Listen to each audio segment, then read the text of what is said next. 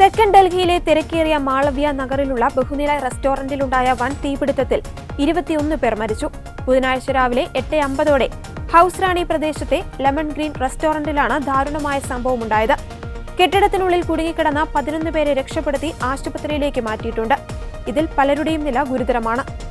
ബുധനാഴ്ച രാവിലെ 9 മണിയോടെയാണ് ഡൽഹി ഫയർ സർവീസിന് തീപിടുത്തത്തെക്കുറിച്ചുള്ള സന്ദേശം ലഭിക്കുന്നത്. ഉടൻ തന്നെ 10ഓളം അഗ്നിശമന യന്ത്രങ്ങളും അത്യാധുനിക സജ്ജീകരണങ്ങളുമുള്ള റെസ്ക്യൂ വാഹനങ്ങളും സംഭവസ്ഥലത്തേക്ക് കുതിച്ചു.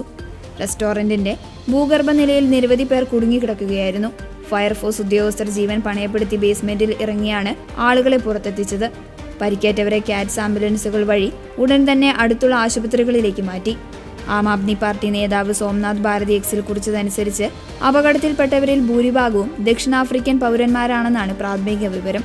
പ്രാദേശിക നിവാസികളും രക്ഷാപ്രവർത്തനത്തിൽ സജീവമായി പങ്കെടുത്തു. പരിക്കേറ്റവർ എത്രയും വേഗം സുഖം പ്രാപിക്കട്ടെ എന്ന് പ്രാർത്ഥിക്കുന്നുവെന്ന് ഡൽഹി മുഖ്യമന്ത്രി രേഖ ഗുപ്ത പ്രതികരിച്ചു. തീപിടുത്തത്തിന്റെ യഥാർത്ഥ കാരണം എന്താണെന്ന് ഇതുവരെ വ്യക്തമായിട്ടില്ല.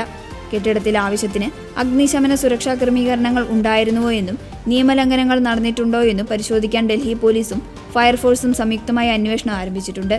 ഡൽഹി ഡിസാസ്റ്റർ മാനേജ്മെന്റ് അതോറിറ്റിയും സ്ഥിതിഗതികൾ നിരീക്ഷിച്ചു വരികയാണ്.